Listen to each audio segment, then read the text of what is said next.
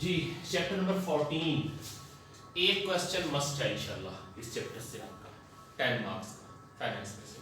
मतलब अगर हम एक स्मार्ट गैस बनाए तो आपके फाइनेंस में से 4 क्वेश्चन मस्ट है और मैक्रो में से आपने 5 अटेम्प्ट करने हैं।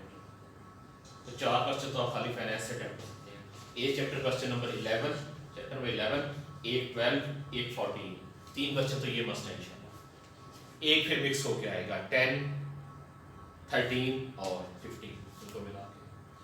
चैप्टर 14 में 2 ही टॉपिक है मेन। पहला है balance of payments,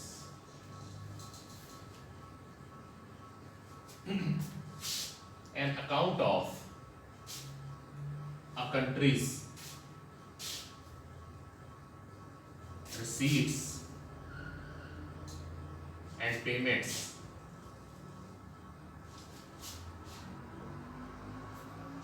with rest of the world। एक मुल्क ने दुनिया के बाकी मुल्कों से क्या वसूल करना है और क्या उनको पे करना है, उसका जो अकाउंट होगा that account is called balance of payments. कई ऐसे काम होते हैं जिनसे पैसा आपके मुल्क के अंदर आएगा, आपकी कंट्री के लिए पॉजिटिव है, और कई ऐसी चीजें हैं जिनसे पैसा मुल्क से बाहर जाएगा, वो हमारे मुल्क के लिए नेगेटिव है। सो आपके मुल्क ने पूरी दुनिया से क्या वसूल करना है और उनको कितना पे करना है, इन दोनों को सब्ट्रैक्ट करेंगे, हमारे पास बैलेंस ऑफ पेमेंट आ जाएगा। तो इसका फार्मूला है रिसीट्स माइनस पेमेंट्स। वो रिसीट्स किसी भी वजह से आए, वो पेमेंट किसी भी वजह से करनी पड़े, these are called receipts and payments. अब बैलेंस ऑफ पेमेंट के आगे 3 अकाउंट हैं, 3 हेड हैं इसके। पहला हेड है करंट अकाउंट, दूसरा हेड है कैपिटल अकाउंट, तीसरा हेड है official reserve account.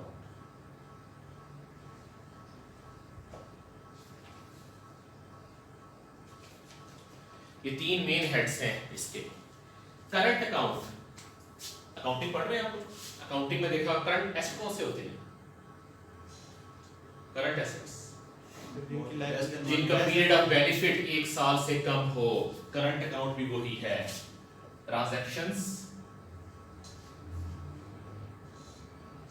whose effect is less than 1 year, ये 1 साल या उससे कम मुद्दत की ट्रांजैक्शंस हैं, ये आएगी करंट अकाउंट के अंदर। क्या क्या आएगा इसके अंदर? पहला है visible trade,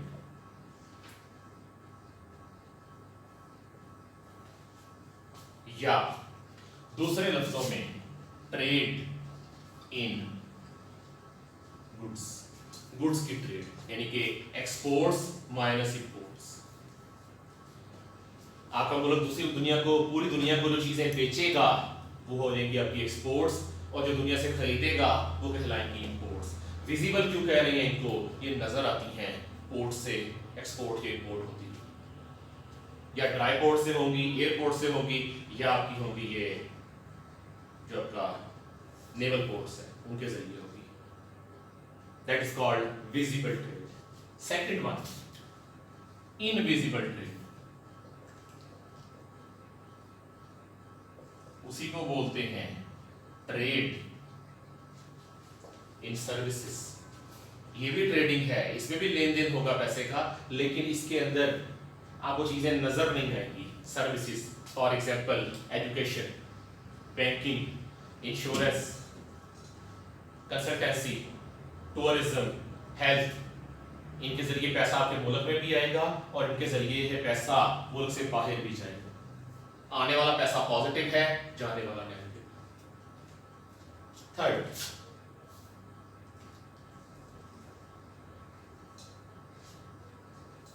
profit on investments, dividends.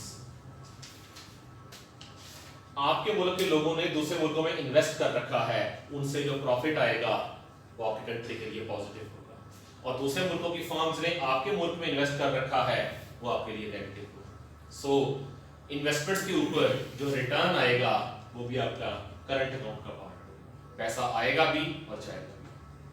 अच्छा कृषि ये बाहर के मुल्कों को सेल कर रही है, प्रोडक्शन कर रही है, या हमारे इन्वेस्टर ने बाहर के मुल्कों में प्रॉपर्टीज परचेज कर रखी हैं, उनसे जो इनकम आएगी वो हमारे लिए पॉजिटिव होगी। और यहाँ से जीएसके, यूनिलीवर, मैकडॉनल्ड्स, कोक, ये जो प्रॉफिट अर्न करके बाहर भेजेंगे वो हमारे लिए negative. Fourth, cash transfers, remittances. एक मुल्क के लोग जब दूसरे मुल्क में कमाने के लिए जाते हैं, अर्निंग करके जो पैसे अपने मुल्क को भेजते हैं, these are called cash transfers. उनका एक स्पेशल नाम है रेमिटेंसेस, तरसीलात ज़र। ये भी आपके मुल्क को आती भी है और जाती भी है। हमारे लोग जो बाहर से कमा के भेजेंगे हमारे लिए पॉजिटिव, जो फॉरेनर यहाँ से कमा के अपने मुल्कों को भेजेंगे वो नेगेटिव। ये 4 हेड्स हैं करंट अकाउंट। इनसे पैसा आएगा भी और जाएगा भी। जो पैसा आएगा वो पॉजिटिव, जो जाएगा वो नेगेटिव। इसी के मुताबिक हमारी गवर्नमेंट कह रही है कि हमारा करंट अकाउंट डेफिसिट में है। देखते हैं उसको कि हमारी पेमेंट ज्यादा है, हमारी रिसीट्स कम। Second one, capital account, transactions,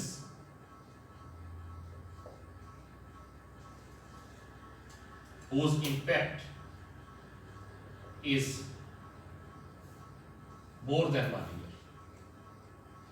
ये ऐसी ट्रांजैक्शंस हैं जिनका इंपैक्ट, जिनका रिटर्न 1 साल से ज्यादा अरसे के लिए होगा।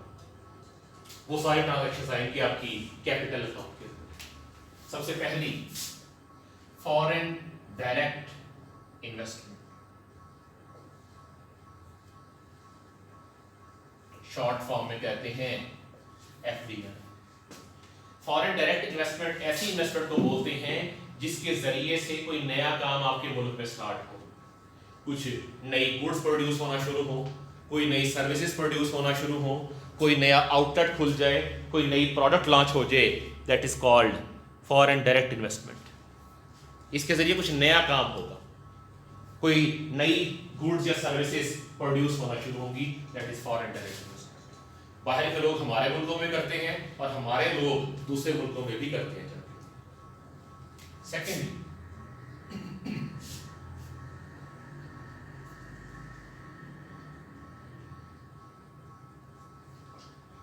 Portfolio investment.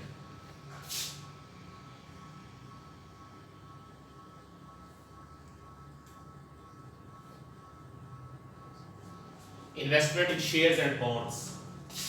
बेसिकली फर्म्स वाले एक पूरा ब्लेंड बनाते हैं, अपना एक मिक्सचर बनाते हैं इन्वेस्टमेंट का। कुछ शेयर्स खरीद लिए, उस शेयर के अंदर भी क्या है, मुख्तलिफ कंपनीज के डिफरेंट नंबर्स ऑफ शेयर्स हैं। इसी तरह मल्टीपल टाइप की फर्म्स के बॉन्ड्स खरीद लिए। इस मिक्सचर को हम बोलते हैं portfolio.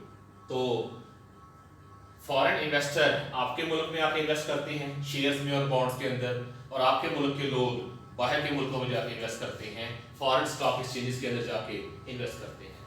That is called portfolio investment. कोई नया काम स्टार्ट नहीं होगा, ऑलरेडी चलते हुए बिजनेस के अंदर आप इन्वेस्ट करते हैं।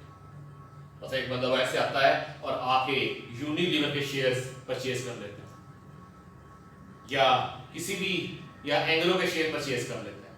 एंग्रो को कोई फायदा नहीं है उसका शेयर परचेज होने का, लेकिन उस बंदे को फायदा है जो इसमें इन्वेस्ट करेगा। Then comes investments in derivatives। Chapter 15 में हमने पढ़ा था डेरिवेटिव्स बेसिकली कॉन्ट्रैक्ट्स होते हैं। ये ऐसे एग्रीमेंट्स हैं जो अपनी वैल्यू डिराइव करते हैं किसी अंडरलाइंग एसेट से, इन्हें कहते हैं डेरिवेटिव्स। अगर चैप्टर 15 नहीं पढ़ा आपने स्टडी कर लीजिएगा जाके इसको, उससे मैंने बड़ी डिटेल में करवाए हैं ये डेरिवेटिव्स। डेरिवेटिव को भी आप एक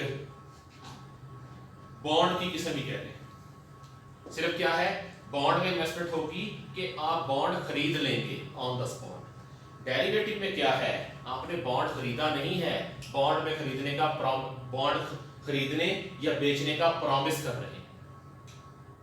कि एक फ्यूचर डेट पे जाके आप कोई बॉन्ड या शेयर या कोई एसेट परचेज करेंगे या सेल करेंगे। ये 3 मेन हेड हैं कैपिटल अकाउंट के, इनके जरिए पैसा आपके मुल्क में आएगा और जाएगा। अब करंट अकाउंट के 4 हेड्स थे, इनसे पैसा आ भी रहा है जा भी रहा है। आप इन चारों का टोटल कर लेंगे, इनका बैलेंस फाइंड कर लेंगे। कैपिटल अकाउंट के 3 हेड्स हैं, इनका भी बैलेंस फाइंड कर लेंगे। इन दोनों को ऐड किया, करंट अकाउंट के बैलेंस को ऐड किया, कैपिटल अकाउंट के बैलेंस को ऐड किया। 2 कंडीशंस बन सकती हैं आपकी। क्या हो सकती हैं? आपकी रिसीट्स ज्यादा हैं, आपकी पेमेंट्स कम हैं। इसे हम कहेंगे बैलेंस ऑफ पेमेंट्स सरप्लस, कि आपके मुल्क ने दुनिया से वसूल ज्यादा करना है, दुनिया को पेमेंट्स कम करनी है। इसे हम कहेंगे बैलेंस ऑफ पेमेंट्स सरप्लस, कि आपके मुल्क में पैसा आएगा ज्यादा, जाना कम है। अब आपके मुल्क में पैसा ज्यादा आ रहा है, करें क्या उसका? पे ऑफ लोन्स, अपने कर्जे उतारने, जो प्रीवियस ईयर्स में लोन लिए थे वो पे ऑफ कर दो। दूसरा, बाय गोल्ड एंड सिक्योरिटीज। आपका सेंट्रल बैंक, आपके मुल्क का मरकजी bank, state bank of Pakistan अपने लिए गोल्ड और सिक्योरिटीज खरीद के रख लेता है ताकि आने वाले सालों में काम आए। सिक्योरिटी बेसिकली शेयर्स और बॉन्ड्स, इन्हें मिला के कह दिया जाता है सिक्योरिटीज। सिक्योरिटीज क्यों कहते हैं?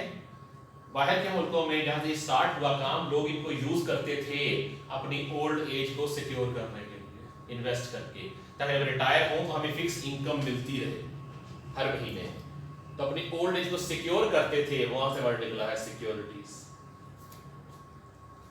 तीसरा काम क्या हो सकता है? लेंड टू अदर कंट्रीज, दूसरे मुल्कों को उधार देते, अगर ज्यादा पैसे आ गए आपके पास। ये 3 मेन काम होते हैं अगर आपका बैलेंस ऑफ पेमेंट सरप्लस में है। दूसरी कंडीशन क्या बन सकती है? डेफिसिट, कि आपकी रिसीट्स कम हैं, आपकी पेमेंट्स ज्यादा हैं। दूसरी condition, receipts are lesser than payments, उसे हम कहेंगे बीओपी डेफिसिट। खसारा है आपको तिजारत के अंदर, आपकी पेमेंट्स के अंदर आपको खसारा है। डेफिसिट का मतलब है आपको पैसे आने कम हैं, जाने ज्यादा हैं। तो जो एक्स्ट्रा पैसे जाने हैं वो कहां से जाएंगे? सबसे पहले सेल गोल्ड एंड सिक्योरिटीज। आपने पिछले सालों में जो गोल्ड परचेज करके रखा था अपने कंट्री के लिए सेंट्रल बैंक ने, उसे सेल कर दें, ये सिक्योरिटी सेल कर दें। दूसरा, बोरो फ्रॉम अदर कंट्रीज, दूसरे कंट्रीज से, दूसरे मुल्कों के सेंट्रल बैंक से या इंटरनेशनल मॉनेटरी इंस्टीट्यूशन से आप बोरिंग करें। अब व्हाट अबाउट कि आप डेफिसिट में जा रहे हैं, या तो गोल्ड सेल कर लें। गोल्ड की क्वांटिटी किसी भी कंट्री के अंदर महदूद होती है, लिमिटेड होती है। अनलिमिटेड गोल्ड किसी के पास नहीं होता। सवाए इसके कि आपके मुल्क में गोल्ड माइंस हो, वो बहुत थोड़े से मुल्क हैं जिनमें गोल्ड माइंस है। सो ये अनलिमिटेड सोर्स नहीं है कि आप गोल्ड बेचते जाएं और अपना खसारा पूरा करते जाएं। दूसरा क्या हो सकता है? बोरो कर ले।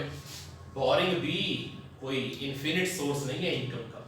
पहली बात है, जो बोरो करना है कल को रिटर्न भी करेंगे और विद इंटरेस्ट करेंगे। दूसरा, एक लिमिट के बाद दूसरे मुल्क आपको लैंडिंग करेंगे भी नहीं। सो बैलेंस ऑफ पेमेंट्स जो डेफिसिट है ये खतरनाक होता है।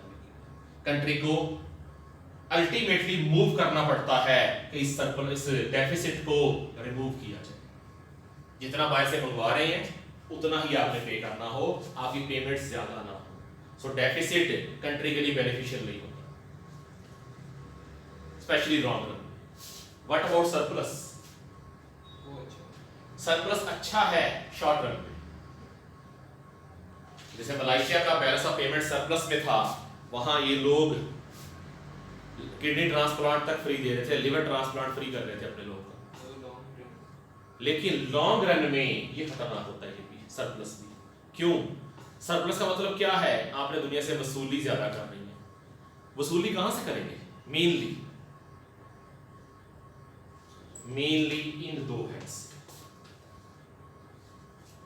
और स्पेशली इस विजिबल टूल्स कि आपकी एक्सपोर्ट्स ज्यादा हैं और इंपोर्ट्स कम है। मलेशिया पूरी दुनिया को सेल कर रहा है पाम ऑयल, जिसे ये अर्न कर रहा है। पूरा मिडल ईस्ट पूरी दुनिया को सेल कर रहा है क्रूड ऑयल। खतरनाक क्यों है ये? बेसिकली आपकी इकोनॉमी डिपेंडेंट हो जाती है दूसरे मुल्कों के ऊपर। 2007 में डिप्रेशन आया था वर्ल्ड इकोनॉमी के अंदर, यूएसए बहुत नीचे चला गया था। अब डाउन यूएसए की इकोनॉमी हो रही थी, परेशानी चाइना को थी। रीजन, चाइना का सबसे बड़ा इंपोर्टर यूएसए है। चाइना को था अगर यूएस इकोनॉमी बैठ गई तो चाइनीज इकोनॉमी भी कोलैप्स कर जाएगी इसके पीछे। जो काम आजकल मिडिल ईस्ट के साथ हो रहा है। ऑयल का सबसे बड़ा बायर यूएसए था। यूएसए के अपने मुल्क से तेल निकल आया, शेल ऑयल या shale oil, I don't know exact नाम क्या है उसका। उन्होंने अपना तेल इस्तेमाल करना शुरू कर दिया। मिडिल ईस्ट के तेल की डिमांड बिल्कुल कम हो गई, ऑयल सस्ता हो गया। सो किसी भी कंट्री को अपनी डोमेस्टिक डिमांड को बढ़ाना पड़ेगा ताकि सरप्लस रिमूव किया जा सके। सो शॉर्ट रन में ये तो बिल्कुल अच्छा नहीं है, शॉर्ट रन में सरप्लस अच्छा है, लेकिन लॉन्ग रन में ये दोनों ठीक नहीं है। सरप्लस, अगर सरप्लस का मतलब क्या है? आपकी रिसीट्स ज्यादा है, रिसीट्स ज्यादा आती हैं ट्रेड से, एक्सपोर्ट्स माइनस इंपोर्ट्स। तो इट मीन अगर आप सरप्लस में हैं, आपकी एक्सपोर्ट्स ज्यादा है, यानी कि आपकी इकोनॉमी डिपेंडेंट है दूसरे कंट्रीज के ऊपर। दूसरे कंट्रीज आपकी एक्सपोर्ट के ऊपर बैन लगा दें, उसके ऊपर ड्यूटीज या इंपोर्ट टैक्सेस लगा दें, कि दूसरे कंट्री की इकोनॉमी डाउन हो जाए, आपके कंट्री के ऊपर डायरेक्ट इफेक्ट आएगा उस चीज का। एग्जाम्पल चाइना की है, एग्जाम्पल पूरे मिडिल ईस्ट की है। सो दोनों ही अच्छे नहीं है लॉन्ग रन में। शॉर्ट रन में बैलेंस ऑफ पेमेंट सरप्लस फिर भी अच्छी चीज है, लेकिन लॉन्ग रन में ये भी अच्छा नहीं है। मतलब इक्वल होना चाहिए, इक्वल होना चाहिए इसको, या तो मामूली से सरप्लस हो जाए थोड़ा सा। अब यहां से कैपिटल अकाउंट से, अच्छा हाँ, इन दोनों अकाउंट्स के बैलेंसेस आए, उन्हें ऐड कर लिया। अब जो बैलेंस आएगा वो जाएगा आपके ऑफिशियल रिजर्व अकाउंट के अंदर, जिसे कहते हैं नेट एरर्स एंड ओमिशंस। अगर सरप्लस आ गया तो ये काम कर लेंगे, अगर डेफिसिट आ गया तो ये वाले काम हो जाएंगे। ये काम आपका सेंट्रल बैंक करता है बेसिकली। आपके मुल्क का जो मरकजी बैंक है, पाकिस्तान में है स्टेट बैंक ऑफ पाकिस्तान, उसके जिम्मे है ये काम करना। इसीलिए देखा होगा हर डे के एंड पे बता रहे होते हैं स्टेट बैंक ऑफ पाकिस्तान के पास फॉरेन रिजर्व्स इतने बिलियन डॉलर हो गए। वो बेसिकली इसलिए बता रहे होते हैं। जो ब्लैक मार्केट होती है जी, उससे भी तो पैसा आता है। ब्लैक मार्केट वाला इकोनॉमी के अंदर काउंट नहीं होता। अगर हमने चैप्टर नंबर 6 पढ़ा है तो हमने पढ़ा था नेशनल इनकम की कैलकुलेशन में इनकम फ्रॉम इलीगल सोर्सेस नहीं आती, जो ब्लैक इकोनॉमी है वो नहीं आती। लेकिन वो एक एग्जांपल हिस्सा बनती है, नो डाउट, वो पैसा इसी इकोनॉमी का हिस्सा बनेगा, लेकिन काउंटिंग में नहीं लेके आएंगे क्योंकि इलीगल एक्टिविटीज है। इकोनॉमी हमेशा लीगल बिजनेस में चलती है। सर अगर ये हो कि वो इस ब्लैक मार्केट की वजह से सरप्लस हो जाए, लेकिन हम लोग इसके मुताबिक देख रहे हैं तो हमें बैलेंस पेमेंट ठीक लग रही है, तो वो इफेक्ट करेगी फिर भी। देखिए पहली बात तो ये है कि यहाँ से जो पैसे आते हैं ये आते हैं फॉरेन एक्सचेंज की शक्ल में, डॉलर या किसी इंटरनेशनल करेंसी की शक्ल में। जो स्मगलिंग या इलीगल वे से पैसा आएगा वो फॉरेन एक्सचेंज की सूरत में नहीं आता, वो आता है लोकल करेंसी की फॉर्म में ज्यादातर, तो हर कंट्री के लिए उतना बेनिफिशियल नहीं होता। अब मैंने कहा कि मेजर सोर्स यहां से आएगा, मेन सोर्स इसका है, इसका एक अलग नाम भी है, इसे कहते हैं बैलेंस ऑफ ट्रेड, बीओटी, इसे बैलेंस ऑफ ट्रेड ही बोलते हैं। तो अगर आपका बैलेंस ऑफ ट्रेड पॉजिटिव है, सरप्लस है, तब अपने कंट्री के लिए खैर है, दैट्स ओके। लेकिन अगर आपका बैलेंस ऑफ ट्रेड नेगेटिव में है, डेफिसिट में है, तब आपके लिए प्रॉब्लम है। बैलेंस ऑफ ट्रेड डेफिसिट, कि अगर ये डेफिसिट में है तो आपके कंट्री के लिए प्रॉब्लम है। आपने दुनिया से वसूल कम करना है, आपने दुनिया को पेमेंट ज्यादा करनी है, आपको लगातार बोरो करना पड़ेगा दुनिया को पे ऑफ करने के लिए।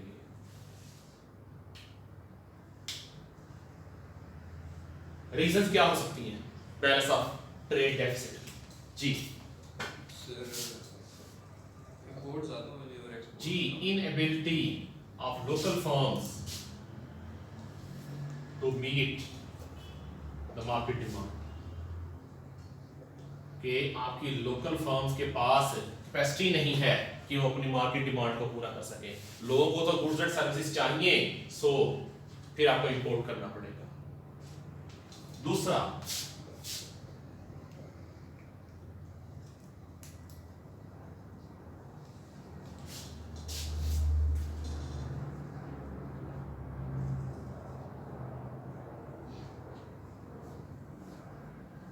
High income elasticity of demand for imported goods, के जो आपके मुल्क के लोग इंपोर्टेड गुड्स को पसंद करते हैं, कि जो लोगों की इनकम बढ़ती है वो इंपोर्टेड गुड्स की तरफ जाते हैं। जब इंपोर्टेड गुड्स की तरफ जाएंगे आपका बैलेंस ऑफ ट्रेड खराब होगा।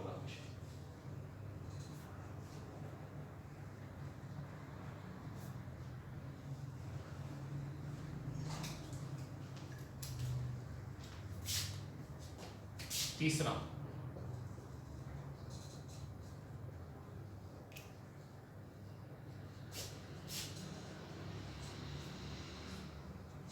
Poor perceived quality of local goods, कि आपकी लोकल गुड्स या तो घटिया क्वालिटी की हैं या परसीव्ड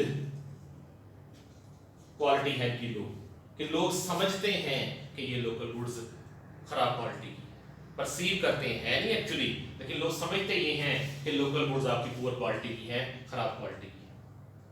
ये कुछ मेन रीजंस हैं आपके बैलेंस ऑफ ट्रेड के डेफिसिट पे जाने की। फिर एक और रीजन, हाई इन्फ्लेशन, आपके मुल्क में महंगाई ज्यादा है।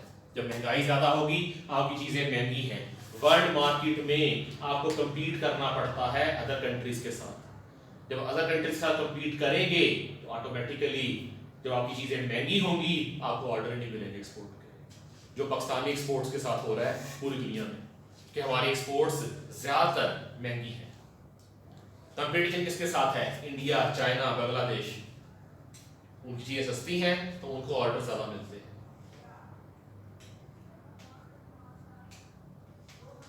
फिर एक और, long term decline in manufacturing sector, large scale. आपका वो मैन्युफैक्चरिंग सेक्टर जो लार्ज स्केल पे प्रोडक्शन कर रहा है उसमें लॉन्ग टर्म का डिक्लाइन आ गया, मतलब लंबे अरसे के लिए आपका जो मैन्युफैक्चरिंग सेक्टर है वो डाउन चला गया। आपकी इंडस्ट्री सिक हो गई। सिक इंडस्ट्री उसे बोलते हैं मौजूद है, प्लांट मौजूद है, चल नहीं रहा किसी वजह से। These are called sick industry units। मौजूद जरूर हैं, काम नहीं कर रहे। तो बैलेंस ऑफ ट्रेड के डेफिसिट में जाने की ये कुछ पोटेंशियल रीजंस हो सकती हैं।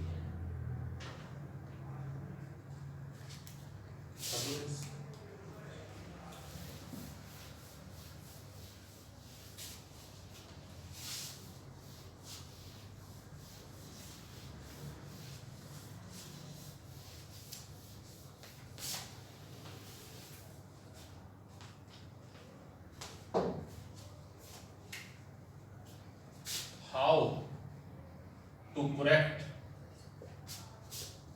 BOT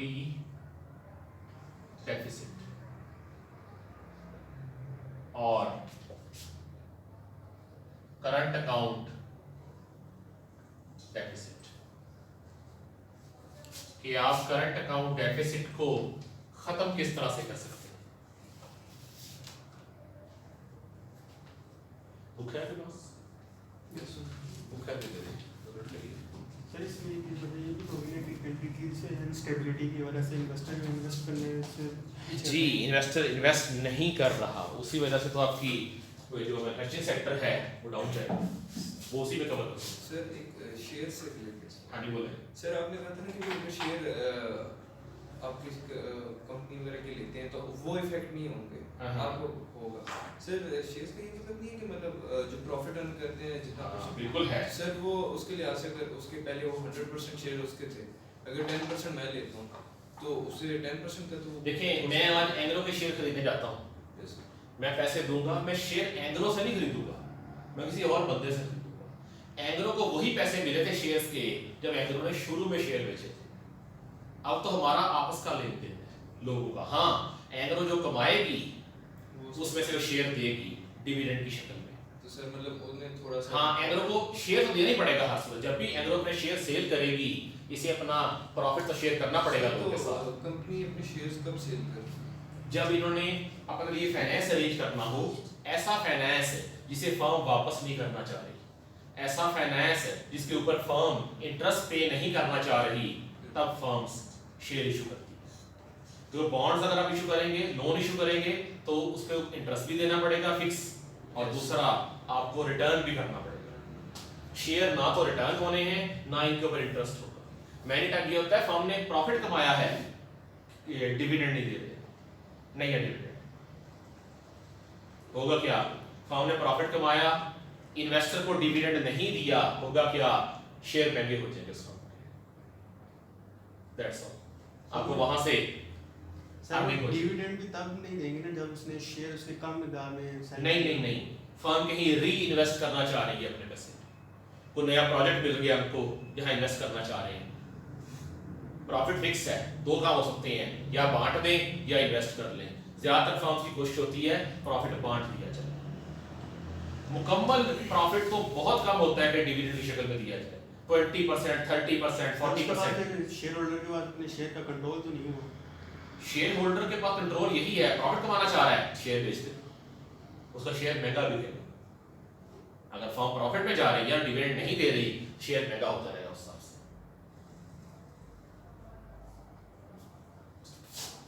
ji, how to correct BOT deficit, कि आपने जो करंट अकाउंट डेफिसिट है या बीओटी का डेफिसिट है, इसे कंट्रोल कैसे करना है। सबसे पहला डिफ्लेशन, हुकूमत चीजों की कीमतें मसरूई तौर पे कम कर दे। ये काम हमारे मुल्क की गवर्नमेंट भी करती है कि हमारी लोकल मार्केट में एक बड़ी आजकल लोकल एग्जांपल है, बड़ी चीप मैंगोस का रेट लोकल मार्केट में नियरली 100 रुपीस पर केजी, और हम लोग एक्सपोर्ट कर रहे हैं नियरली 80 रुपीस पर केजी। रीजन क्या है? लोकल मार्केट से सस्ती शय बाहर की मार्केट में बेच दो, चलो एटलीस्ट सेल तो हो, बाहर से पैसे आने शुरू हो, दैट इज डिफ्लेशन। गवर्नमेंट चीजों की कीमतें खुद मुकर्रर कर दे मार्केट रेट से कम रेट। दूसरा,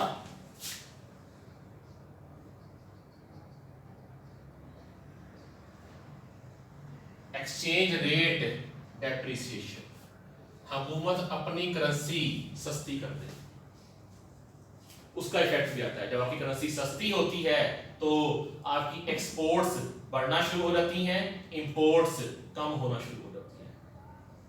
मेरे ख्याल से आज ही हम लोग कवर कर लेंगे एक्सचेंज रेट वाला टॉपिक भी, तो उसके अंदर बताऊंगा आपको, लिख लें इसके साथ कि ये एक्सचेंज रेट के साथ कवर होगा टॉपिक, कि एक्सचेंज रेट डेप्रिशिएट होने से आपका बैलेंस ऑफ पेमेंट पे क्या फर्क पड़ेगा, आपकी ट्रेड, आपकी एक्सपोर्ट्स किस तरह बढ़ेंगी, आपकी इंपोर्ट्स किस तरह से कम होगी। तीसरा, foreign exchange control, government foreign exchange जो है वो अपने हाथ में रख ले, कि जिस किसी ने इंपोर्ट करनी है, इंपोर्ट करने से पहले फॉरेन एक्सचेंज गवर्नमेंट से लेना पड़ेगा। अगर आपने बाहर से $5,000 से ज्यादा की ट्रांजैक्शन करनी है, आपको स्टेट बैंक ऑफ पाकिस्तान से इजाजत लेनी पड़ेगी।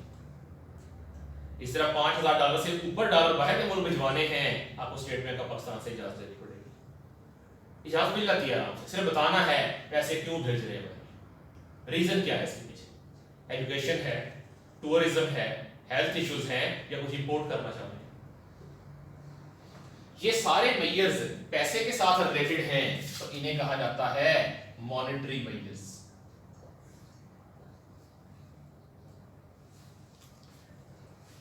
ये मॉनेटरी मेजर्स हैं बैलेंस ऑफ ट्रेड डेफिसिट को कंट्रोल करने के लिए। दूसरे नॉन मॉनेटरी मेजर्स,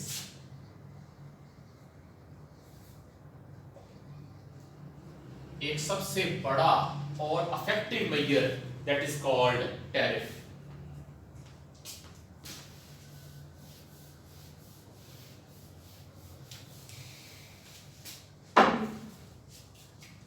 पहला मेजर टैरिफ।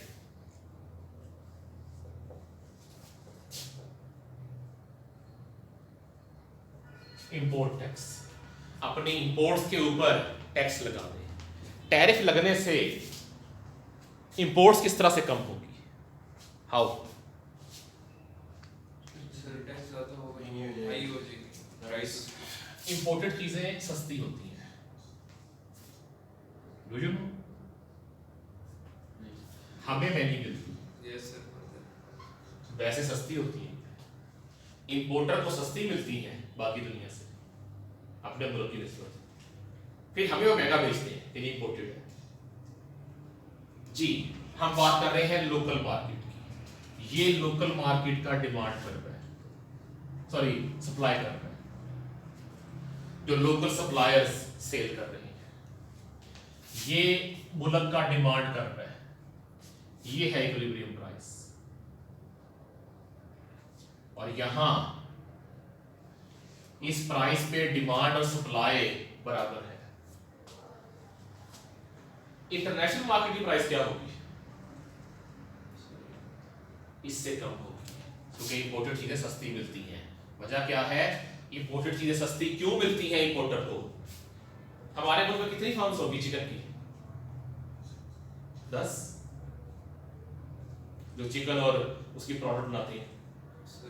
लेकिन इंटरनेशनल मार्केट में जाएंगे तो हर मुल्क की 10 फार्म्स आए और मिलकर 200 फार्म हो जाएगी आराम से, अगर 20 मुल्क भी हुए तो।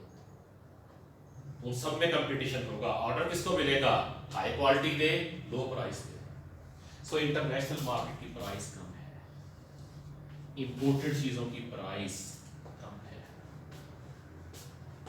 सर तो ये काज वगैरह आती है, इस पे इतना ज़्यादा टैक्स कर देते हैं। जी, गवर्नमेंट टैक्स इसलिए लगाया है ताकि महंगी हो जाए। विदाउट टैक्स आपको जीएलआई मिल जाएगी तकरीबन 1 मिलियन से कम की, टैक्स आपको चली जाएगी 2.5 मिलियन पे। आप देखें, जब इंपोर्टेड शेयर सस्ती मिल रही है, लोकल महंगी मिल रही है, लोग क्या करेंगे? Local share international imported share खरीदेंगे। लोकल सेलर को प्राइस कम करनी पड़ेगी। जब प्राइस कम होगी, लॉ ऑफ सप्लाई आ जाएगा। प्राइस कम होने से क्या होता है? सप्लाई कम हो जाती है। इस प्राइस पे सप्लाई क्या है? Q1। लोकल सप्लाई Q1 है। और इस प्राइस पे डिमांड क्या है?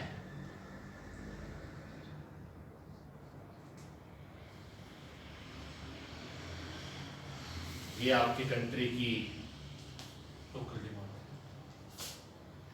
डिमांड ज्यादा है, सप्लाई कम है, प्राइस। तो बाकी चीजें क्या हैं?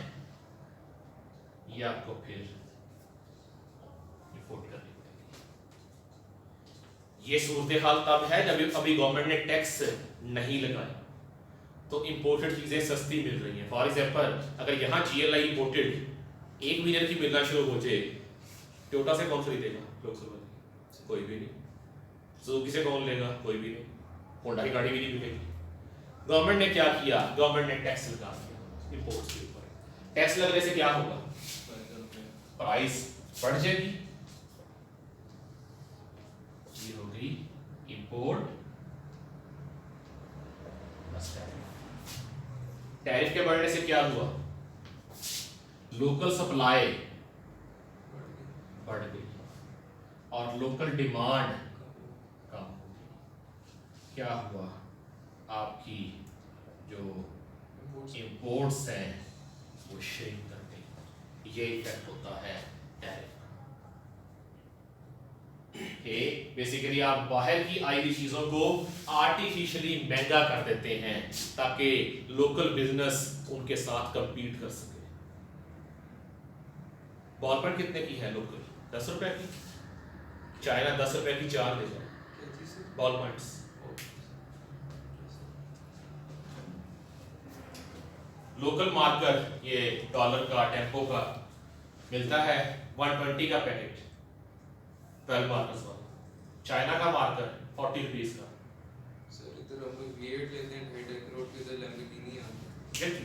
तो ये बेसिकली टैरिफ लगने से आपकी इंपोर्ट्स महंगी हो जाती है।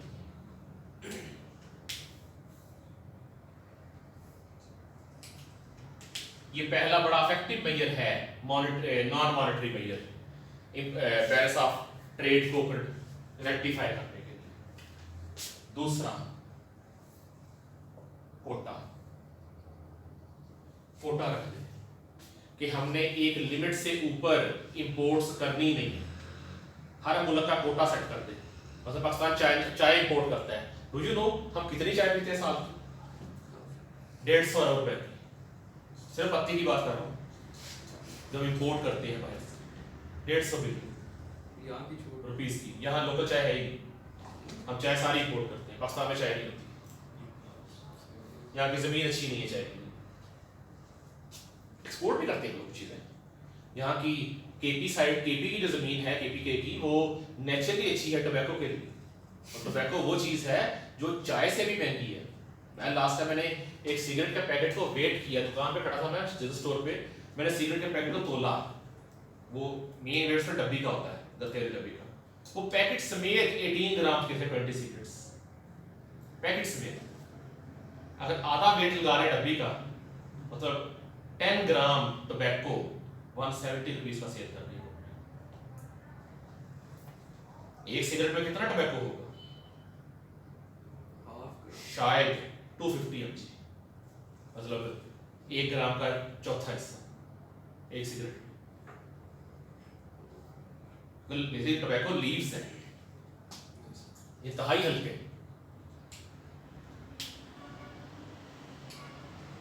कभी आप सिगरेट को खोल के देखें, एक चम्मच भी टोबैको नहीं होता उसके। तो खैर कोटा, अपना कोटा सेट करते हैं। हमने ऊपर एक लिमिट से ऊपर चाय मंगवानी नहीं है बस। अभी आ रही है चाय 150 अरब की, दो बड़ा कोटा लगा दे, 50 अरब से ऊपर की चाय नहीं मंगवानी। क्या होगा? चाय महंगी हो जाएगी। मुल्क के चाय महंगी होगी, कुछ लोग पीना छोड़ देंगे, पीना कम कर देंगे, ऑटोमेटिकली चाय की इंपोर्ट कंट्रोल होगी। अभी गवर्नमेंट ने ये imported chocolates, candies, fruits, makeup, इसके ऊपर लगाई है ड्यूटी, कम होगी, उसकी डिमांड कम होगी। सिगरेट में इतना टैक्स लगे, छोड़ा ही नहीं। ये बेसिकली आपकी है एडिक्टिव आइटम्स। ये आपकी इनके ऊपर लॉ ऑफ डिमांड अप्लाई नहीं होता। पूरी दुनिया में है सिगरेट के ऊपर हैवीएस्ट टैक्सेस हैं, इनकी डिमांड कम नहीं होती। फिर रीजन ये है। देन कम्स दूसरा, तीसरा मेजर, एक्सपोर्ट प्रमोशन। अपने मुल्क की एक्सपोर्ट्स को प्रमोट करें। हमारे मुल्क में इदारा मौजूद है TDA, trade development authority of Pakistan. उसका काम ही ये है पाकिस्तानी एक्सपोर्ट्स को प्रमोट करना दूसरे मुल्कों में। ये डेलीगेट लेके जाते हैं अपने दूसरे मुल्कों के अंदर, एग्जीबिशन लगवाते हैं मेड इन पाकिस्तान के नाम से। वहाँ के इंपोर्टर्स को इनवाइट करते हैं, आप आए, हमारी चीज़ें देखें और फिर हमें अल्टीमेटली ऑर्डर करें। इंपोर्ट सब्स्टिट्यूशन, जो चीज़ें बाहर से मंगवा रहे हैं अपने मुल्क के अंदर बनाना शुरू करते हैं, that is called import substitution. जैसे अब वेंटिलेटर जी, वेंटिलेटर पहले इंपोर्ट कर रहे थे, लोकली प्रोड्यूस करना शुरू हुए हैं। फायदा क्या होगा? एक तो इंपोर्ट से जान छूटी, दूसरा प्राइस कम हो जाएगी। सर तो अगर क्वालिटी अच्छी कर दे तो फिर तो एक्सपोर्ट भी कर सकते हैं। हाँ बिल्कुल, एक्सपोर्ट ऑर्डर मिल रहे हैं इनको, लेकिन अभी तो लोकल डिमांड ही पूरी नहीं कर पा रहे हैं। इनको मास के ऑर्डर मिले हैं, काफी हैवी ऑर्डर मिले हैं। सो इंपोर्ट सब्स्टिट्यूशन। अब पाकिस्तान की सिचुएशन क्या है? ये topic exam point of view से कोई बहुत इंपॉर्टेंट नहीं है। सिचुएशन ऑफ पाकिस्तान, सबसे पहला नैरो एक्सपोर्ट बेस। हमारी एक्सपोर्ट्स की तादाद कम है, बेस मीन कितनी चीजें एक्सपोर्ट कर रही हैं। हमारे टोटल एक्सपोर्ट का 70% 3 चीजें हैं, कॉटन, राइस, लेदर, और बाकी सारी चीजें मिला के 30%। तो हमारे पास दुनिया को बेचने के लिए चीजें कम है। सर जी। आपने जो बात की थी कि जब बी जो है सरप्लस होता है, जी ठीक है सर, तो वो लॉन्ग रन में आपके लिए प्रॉब्लमेटिक होता है। हाँ, लेकिन चाइना की एक स्कीम ऐसी है कि वो जो गरीब चाइना भी लोकल कंजप्शन को प्रमोट कर रहा है कि लोकल कंजप्शन बढ़ाई जाए। सी फूड में देख लें, चाइना ने अपने सारे समुद्र खाली कर दिए फिशिंग करके, वजह लोकल कंजप्शन हाई कर उनकी एक स्कीम ये है कि वो गरीब मुल्कों को ना पैसे देते हैं लोन के तौर पे जी, और फिर वहाँ पे उनकी प्रॉपर्टीज ले हेल्ड कर लेते हैं। सर तो वो फिर भी इनके लिए मसला नहीं है, क्योंकि फिर भी ये सरप्लस में ही रहते हैं। सरप्लस में रहे ना, प्रॉपर्टीज ओन कर लें, उन प्रॉपर्टी से कल को जो गेन आना है वो आपका है, इनसे और लॉन्ग टर्म में गेन आना है। मतलब जो सुनने में आया था कि चाइना ने श्रीलंका को उनकी पोर्ट बनाने के लिए कर्जा दिया और बाद में उस पोर्ट के राइट्स चाइना ने ले लिए उनसे, ये सुनने में आया है, लाजमी नहीं है कि सही हो। सर बहुत सारी जैसे आजकल बड़ी खबर गर्दिश कर रही है, गवर्नमेंट फारिग कर रही है गवर्नमेंट एम्प्लॉइज को, 55 ईयर्स की एज में रिटायर कर रही है, पेंशन बंद कर रहे हैं इनकी।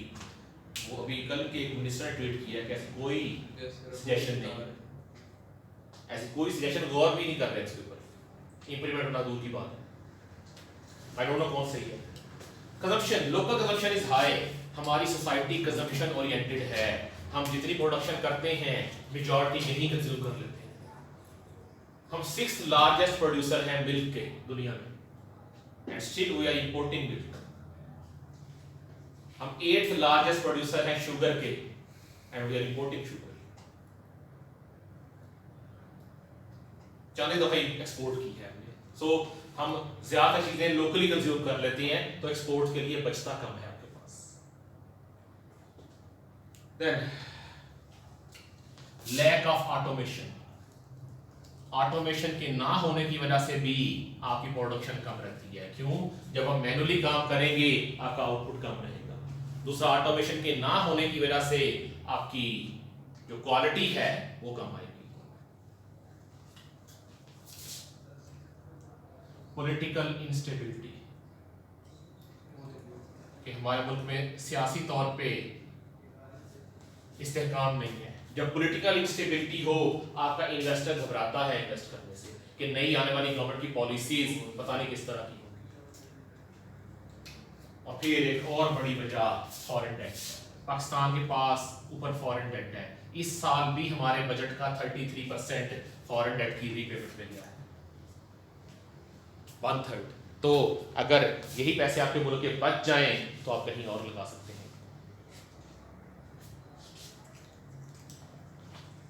Then government measures, least importance, government measures to control, to improve the balance of trade deficit. Government कौन कौन से मेजर ले सकती है या ले रही है? पहला, जॉइंट वेंचर्स, दूसरे मुल्कों की फर्म्स के साथ मिलकर जॉइंट वेंचर करें कि जो चीज़ें पहले इंपोर्ट कर रहे हैं उस मुल्क की फर्म्स को इनवाइट कर लें कि प्लांट आपके मुल्क में आके लगा लें। जब प्लांट आपके मुल्क में लगेगा आपकी इंपोर्ट्स अपने आप सर जैसे सी पैक, हाँ नहीं, जैसे वेंटिलेटर है, जैसे पहले हम लोग एयरक्राफ्ट्स इंपोर्ट करते थे, ये वार एयरक्राफ्ट्स, अब क्या है, चाइना ने कोलैबोरेशन से फैक्ट्री पाकिस्तान में लगा ली है, ये F7 GF7